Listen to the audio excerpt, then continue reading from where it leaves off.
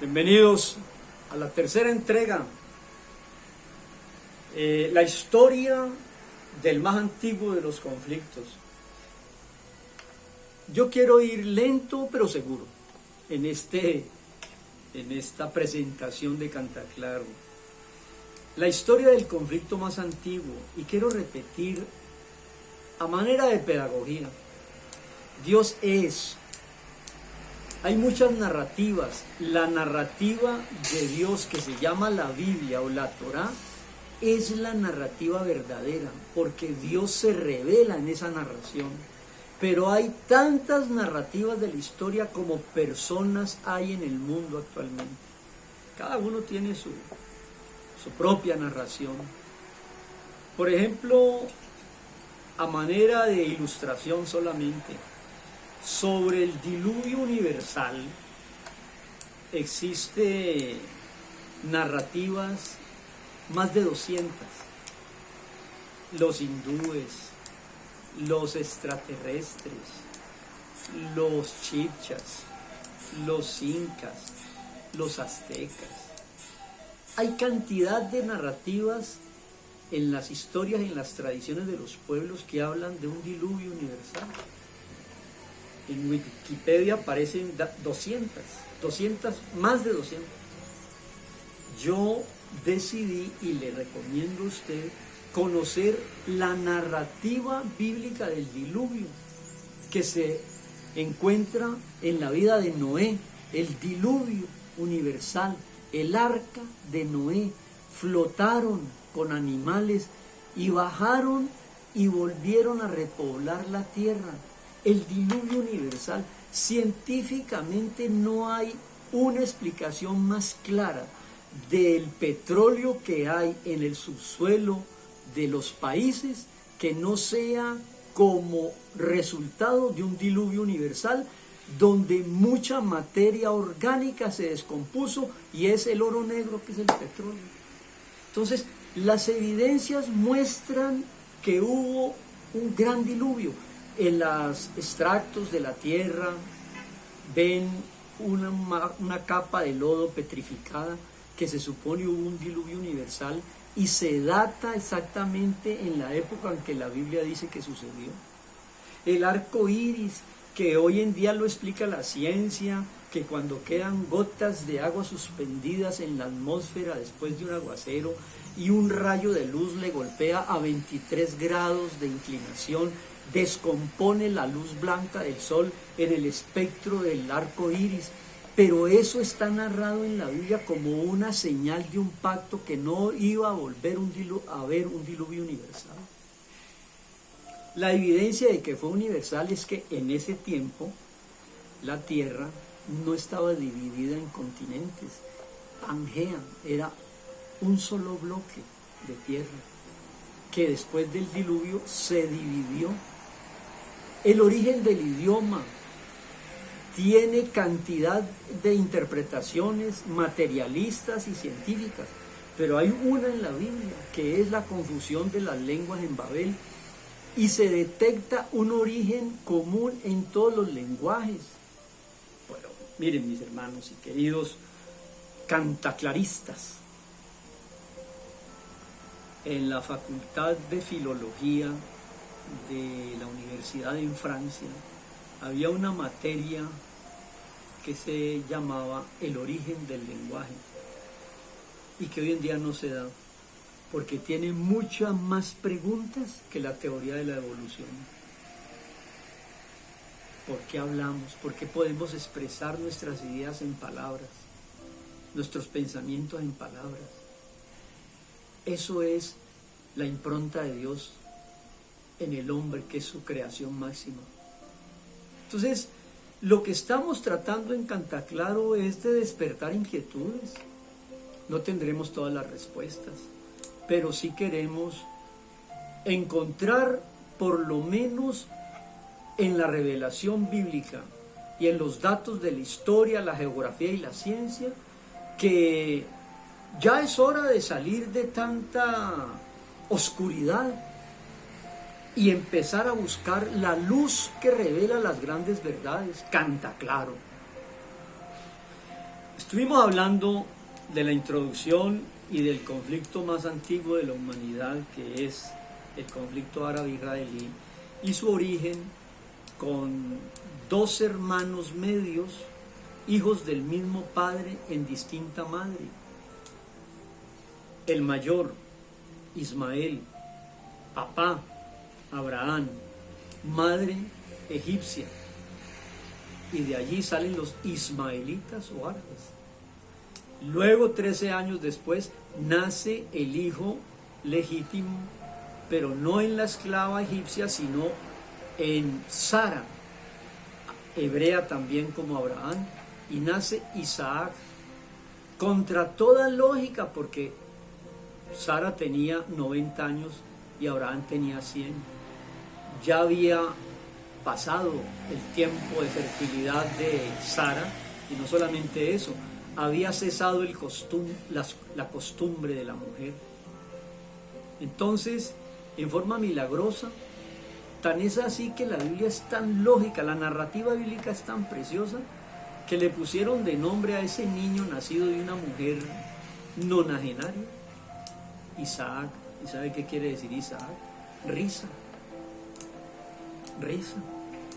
Porque pues tiene que ser gracioso dar a luz a esa edad, pero nada imposible para Dios. Dios quiere revelarse en todos los acontecimientos. Claro, a la Biblia no le podemos quitar el factor milagroso, que rompe ciertas reglas y leyes de la naturaleza, abrir un mar, por ejemplo, porque el ingrediente sobrenatural en la Biblia le confirma, en vez de darle esos motivos de desprecio a ese texto revelado y a esa narrativa verdadera. Entonces, ese conflicto nace allí con dos hermanos medios, como siempre ha sido. Inclusive que la narrativa de los musulmanes es lógica y paralela a la narrativa de los hebreos, y por eso hay conflicto. Por ejemplo, se habla del sacrificio que Dios le pide a Abraham, que mate a su hijo de la promesa en un sacrificio, el sacrificio de Isaac, y él no lo negó. Pues el Corán habla que no fue Isaac el que iba a ser sacrificado, sino Ismael, porque la narrativa del Corán tiene que ser paralela a la narrativa de la Biblia, pero distinta en su narración para sustentar la fe islámica y la credibilidad del Corán. Mire, esto es tan cierto y tan lógico que el lugar de conflicto hoy es la explanada de las mezquitas o la explanada de los templos, porque los árabes tienen mezquitas y los judíos quieren construir su tercer templo, y ese tercer templo debe ser construido en el lugar donde está la mezquita, que es el Domo de la Roca o la mezquita de Omar, que es el tercer lugar más sagrado de los islámicos. Y entonces, ¿cómo se va a resolver ese conflicto? ¿Permitirán los árabes que se tumbe su monumento significativo, que es el Domo de la Roca, en el lugar donde debe ser construido el tercer templo hebreo? Pues no lo van a permitir. ¿Por qué construyeron en ese lugar esa mezquita? Porque hay una narrativa paralela. Si aquí hay un templo sagrado y lo quieren reconstruir los judíos, los árabes llegaron primero y construyeron allí su mezquita. Y ese va a ser el gran conflicto al final de la historia. Y ya se está gestando todo ese drama que lo veremos en uno de los cantaclaros futuros. Entonces, mis hermanos, estamos nosotros frente a la revelación, a la profecía, a la narrativa de Dios para que le conozcamos. Pero el tema era, continuando con el anterior, el cantaclaro número 2, este es el 3, continuar con el tema sobre cómo el hombre o la humanidad se opone a lo que Dios quiere hacer con la historia. Y siempre va a haber esa lucha entre la luz y las tinieblas. Vamos a hacer un poco, ¿qué diría yo? Poner todo en blanco y negro, sí. Tiene un nombre, ahora se me escapó. Ya se los diremos después. La lucha entre la luz y las tinieblas, entre lo negro y lo blanco, entre lo dulce y lo amargo, entre lo bueno y lo malo. En fin, esa... tiene una palabra, se me escapó. Lo vamos a poner en esos términos. Todo lo que se está viendo ahora es la oposición a lo que Dios quiere. Por eso se les persigue a los israelitas, por eso se les quiere destruir. Por eso la historia siempre los ha tratado de aniquilar. Y no fue solamente el faraón en Egipto, fueron los medos, fueron los persas, fue Nabucodonosor y los babilonios, fue Grecia, fue Roma, fue los reyes de España, fue Hitler, fue hasta hoy los gazatíes que los quieren borrar. Y es más, miren, es muy significativo el eslogan que identifica hoy al pueblo palestino en su lucha contra los propietarios originales de esas tierras. Eso no era Palestina, hermanos, amigos, cantaclaristas. Eso era Canaán, esa es la tierra de Canaán, que es uno de los hijos de Noé. Noé, después del diluvio, tuvo que repoblar la tierra, y entonces tuvo 3 hijos Noé que sobrevivieron al diluvio: Sem, semitas; Can, cananitas; y Jafet. Jafet pobló la parte de Europa, era un hombre culto. Can era un hombre pasional y pobló toda la región de África. Y Sem, el oriente. Por eso las razas se llaman semíticas, por eso el odio es el antisemitismo. Todas las razas, aunque Abraham, en Ismael y los árabes también son semitas, son de esa descendencia de Sem. Pero miren, yo lo que quiero con todas estas ponencias de Cantaclaro es tirar, como bombardearle su pensamiento con elementos que hoy están siendo de preocupación y de tensión y de conflicto, que tienen sus raíces allá, porque la historia es historia sagrada. Ese es otro de los elementos que queremos en Cantaclaro. No hay historia secular, la historia es historia sagrada. Es la intervención de Dios en la historia para despertar las inquietudes de los hombres. Por eso uno de los temas que trataremos en Cantaclaro en un futuro no muy lejano es las derechas y las izquierdas. ¿Tienen su origen y su explicación? Pues sí los tienen. ¿Qué características tiene una y otra? Y hasta hoy las vamos a ver. Créanme, mis hermanos, que no es fácil esta empresa, pero la hago con mucho cariño. ¿Por qué? Porque yo creo que ya es hora de salir del anonimato. Primero, vivimos en la época más oscura del siglo XXI, donde la gente tiene estas inquietudes, pero no están escuchando otro punto de vista y otra narrativa y otras respuestas. Segundo, queremos volver a las raíces del género humano, a las raíces de la creación, a las raíces de la historia, y las encontramos en los libros revelados de la Biblia. Entonces, radical es volver a la raíz, seamos más radicales. Tercero, veamos las claves y los secretos revelados para esta hora. Cuarto, seamos capaces de identificarnos con las verdades reveladas de Dios en su palabra, aunque andemos contra la corriente. Quinto, separémonos un poco de estas ideologías falsas de la mal llamada ciencia, filosofía o política, y hagamos parte de un grupo que conoce la verdad revelada de Dios y resistamos allí. No estamos avergonzados por eso. Demostremos el poder de Dios en este tiempo. Esta es una hora histórica, pero bíblica. Es el momento de la Biblia. No estemos más a la defensiva, que nos ataquen y se burlen y nos ridiculicen y nos hablen que somos ultraderecha. No, vamos no a estar a la defensiva, vamos a estar a la retaguardia, a enfrentar, a dar respuesta, que Dios nos exhorta a eso. Tenemos que dar respuesta de la fe que hay en nosotros. Entonces, estamos en el camino. A pesar de la oscuridad, tenemos la luz. Y finalmente, la palabra más buscada es paz.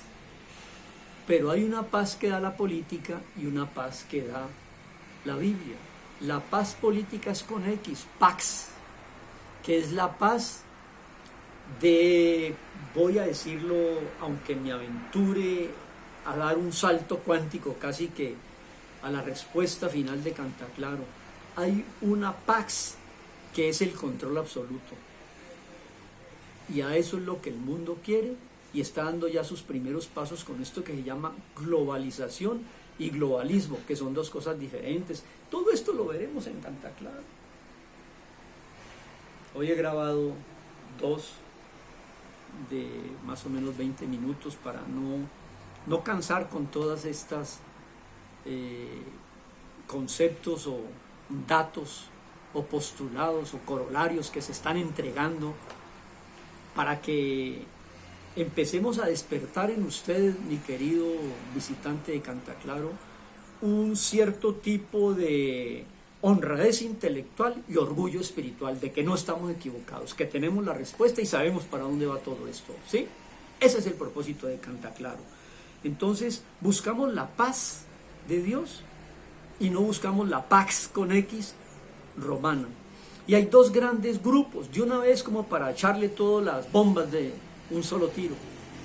Hay una lucha occidental hoy día que yo podría resumir así. Por un lado, la cultura greco-romana y por otro lado, la cultura judeo-cristiana. Allí quiero yo mirar y darle un detalle de cómo se ha opuesto siempre los hombres, la humanidad, la ciencia y la política al desarrollo de la historia sagrada que Dios quiere hacer en medio de nosotros. Se lo resumo de esta manera. Cuando Dios saca a ese pueblo esclavo de Egipto, se lo lleva a la tierra prometida. Mire usted, lo saca de la esclavitud y lo lleva a una tierra de libertad, la tierra prometida, que es ese lugar que era Canaán y que ahora lo llaman Palestina y que lo están peleando. Y en el transcurso de la salida de Egipto hasta la posesión final de la tierra prometida, eso es lo que se llama la historia. Y según los griegos, ese camino entre Egipto y la tierra prometida, que ya la tienen en el 48 y en el 67 tomaron su capital, y tiene que ser poseída porque allí va a reinar Jesús, porque Jesús es rey y Él vuelve, porque Jesús no es un personaje mítico, no, es un personaje real, es Dios que visitó la historia, se fue de ella y dijo que regresaría a establecer aquí el reino que están buscando otros por el lado político, por el lado filosófico, por el lado teológico, ¿sí? O por el lado de la imposición con su globalismo, no sé, todo eso lo estaremos viendo. Es que mire, este es el 3er programa y estoy prácticamente dando la agenda general de lo que estaremos tratando en detalle. ¿Cómo es la oposición? Salen y tienen que peregrinar 40 años en el desierto, y en esos 40 años no hubo sino oposición para que ese pueblo liberado de Egipto pudiera llegar a la tierra prometida, que llegó por primera vez con el conquistador Josué, porque la Biblia tiene un libertador Moisés y un conquistador Josué, porque es historia, mis queridos hermanos. ¿Y quiénes se opusieron? Se lo digo y termino. Se opusieron 5, 6, 7 y 10 reyes enemigos de no querer que ese pueblo que había salido de Egipto como esclavo llegara a poseer y tener ese lugar en la historia. Y le ofrecieron resistencia. Y hubo 3 grandes estrategias. 1, combatirlo hasta destruirlo, y no pudieron. No han podido, ni podrán. 2, maldecirlo con elementos de tipo espiritual. Y se buscaron la manera de maldecir ese pueblo para que entorpeciera su camino hasta la tierra prometida y su final glorioso. Y entonces ahí vienen luchas espirituales, porque la Biblia es un texto espiritual, no es solamente histórico de enfrentar pueblos físicos que se oponen en guerra, sino luchas espirituales en las esferas celestes, porque quiero decirle otra gran verdad. Parte de la narrativa bíblica es que es un texto espiritual, porque Dios el Eterno es espíritu, que nos visitó en persona en Jesús el Mesías. El mesianismo es una de las doctrinas más preciadas de la Biblia. Todos los grandes políticos o emperadores o césares se quisieron mostrar como los Mesías, pero Mesías no hay sino uno, que fue encarnado en Belén y que vendrá triunfante a establecer su reino desde la tierra de Palestina o de Canaán.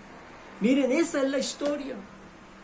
Entonces hubo oposición por guerras, oposiciones de tipo espiritual, y al final la estrategia que le recomendaron para acabar ese pueblo y la sociedad fue la corrupción moral. ¿No se le parece a esto? ¿No se le parece que con Dios hay que luchar en la esfera física tratando de destruir sus representantes? 2, en la esfera espiritual tratando de confundir las doctrinas. Y 3, en la esfera moral, tratando de corromper sobre todo la célula básica de esta estrategia hermosa que es la familia. Todo eso será ampliado poco a poco en Cantaclaro. Por ahora, dejémoslo allí. Hay 3 nos entre los enemigos. Lo anoté y se lo quiero decir porque no podría dejar pasar esta hermosísima oportunidad para terminar con ello. Todos los enemigos de Israel tienen 3 no. No al reconocimiento de un Estado que dice tener procedencia divina, Israel. No al reconocimiento del Estado judío. ¿Les suena? Segundo, no a tener ningún tipo de negociación con ellos, y no a la búsqueda de la paz de un Estado judío en medio de la historia. Esos 3 no son reales hasta hoy. Muy fácil entender el origen del problema, pero va siendo difícil la solución de hoy hasta que nos llegue el Mesías. Todo eso lo trataremos en los temas de Cantaclaro. Dios le bendiga y nos vemos en la 4ª entrega. Bendiciones.